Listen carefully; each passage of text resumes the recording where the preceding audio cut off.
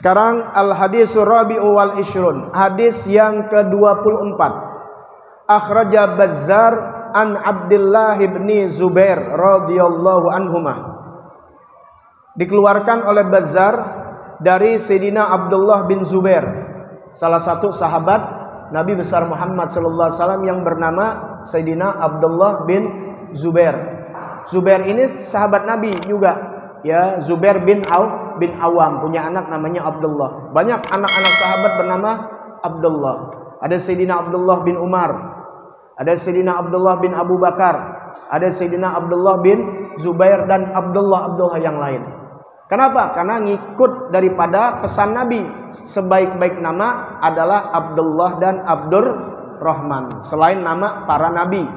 Jadi kalau punya anak jangan ribet-ribet, namain aja Abdullah udah.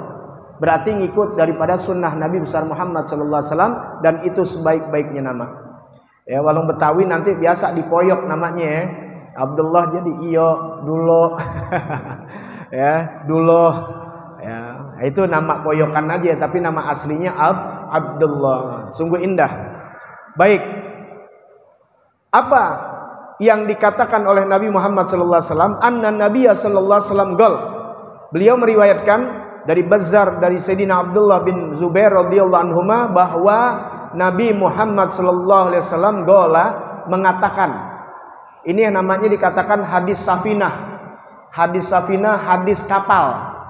Ya, hadisnya mengenai kapal, yaitu masalu ahli baiti, perumpamaan keturunanku, keluargaku, ahlul bait aku, kata Nabi. Perumpamaan ahlul bait aku, masalu safinati Nuh, umpama perahunya, kapalnya Nabi Nuh. Baik, perumpamaan ahlul baitku seperti perumpamaan kapal Nabi Nuh. Ya, yang mana Nabi Nuh Allah selamatkan melalui wahyunya, disuruh bikin kapal di tengah, bukan di tengah lautan bikin kapal. Ya, di tengah kota ibaratnya, di daratan. Kan dianggapnya orang gila. Orang gila ngapain bikin kapal, buat apaan? Tapi kehendak Allah, banjir yang luar biasa melalap semuanya, sampai gunung dilalap. Bukan kelelep lagi, dilalap. Itu kan anaknya membangkan Kan'an satu naik ke atas gunung, sa'awi ilal jabal. Sini anak, enggak bapak, saya mau naik ke atas gunung. Naik ke atas gunung mana mungkin banjir sampai ke gunung. Ya ibaratnya naik ke gunung Salak sampai ujung, tetap semuanya kelelep. Tuh, kalau Allah mau berkehendak bisa. Baru tsunami itu kecil. Mau lebih dari tsunami kalau Allah mau kehendak, Jakarta habis bisa. Makanya jangan sombong. Manusia sombong tuh batrul haq wa ghamtun nas, tidak mau menerima kebenaran yang dari Allah kemudian menghina manusia. Itu sombong namanya. Ya, orang sekarang kan dinasihatin, diterangin malah menghina, bahkan diprovokasi, bahkan dikriminalisasi di zaman sekarang. Serem kalau Allah mau berkehendak, nauzubillah min zalik. Karena apa? Itu tidak kenal dia sama Tuhannya Allah Subhanahu. Mudahan enggak kenal sama Nabi Muhammad sallallahu alaihi wasallam. Masalah safinu man raqibaha naja, kata Nabi siapa yang naik. Tuh, ya. Ulang lagi, masalu ahlu baiti masalu safinatinu. Perumpamaan ahlu baitku seperti perumpamaan kapal Nabi Nuh. Man raqibaha naja, siapa yang naik di dalam kapal tersebut, di dalam perahu tersebut, naja, pasti selamat. Wa man tarakaha, siapa yang meninggalkannya, nggak mau naik ke kapal tersebut, gorok, pasti akan tenggelam. Tuh artinya apa? Ini misal, jadi kalian ikutin tuh keluarga Nabi besar Muhammad sallallahu alaihi wasallam. Warisan Nabi tuh selain ulama, warisan Nabi ke ulama ilmu. Ya, warisan darah keturunannya ada. Nah, itu kita ikutin, apalagi dia berilmu kemudian dia darah Nabi. Kalau ikut kita selamat. Itu janji Nabi Muhammad sallallahu alaihi wasallam. Ya. Nah, kenapa orang-orang sekarang kalau yang hatinya kurang berilmu, hatinya kurang bersih, ilmu juga kurang, apaan itu ahlul bait Nabi? Apa itu keturunan Nabi? Sampai dimuli-muliakan. Sebenarnya hal ini karena sebab ada hubungannya sama Nabi. Karena ada darahnya Nabi. Kalian tahu gak? Kalian jadi umat Nabi nih sungguh dimuliakan banget.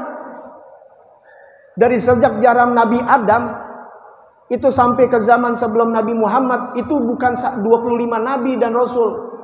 Ribuan, 124 ribu nabi. Itu gila dikatakan.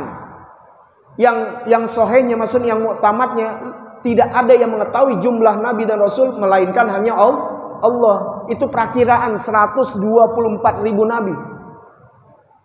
Yang rasul-rasul yang kita kenal deh nih, yang gede-gede nih, yang 25 kan punya umat. Itu nanti masuk surga belakangan. Padahal lebih dahulu hidup, lebih dahulu beriman kepada Allah. Tapi kalian yang jadi umat Nabi duluan masuk surga. Nabi Muhammad masuk, keluarganya, sahabatnya, kalian masuk, sampai yang terakhir nih, cukup masuk, baru Nabi Adam sama umatnya, Nabi Musa sama umatnya, nabinya belakangan. Makanya mereka nih para nabi-nabi yang dapat pangkat derajat jadi nabi, ketika tahu kehebatan kemuliaan umat Nabi besar Muhammad sallallahu alaihi wasallam, mereka ingin jadi umatnya. Nabi Musa lagi baca Taurat, lihat umat Nabi Muhammad, mau jadi umatnya, nggak minta jadi keturunan, jadi umatnya. Tapi kenapa kita umatnya? Karena nggak kenal nabinya siapa.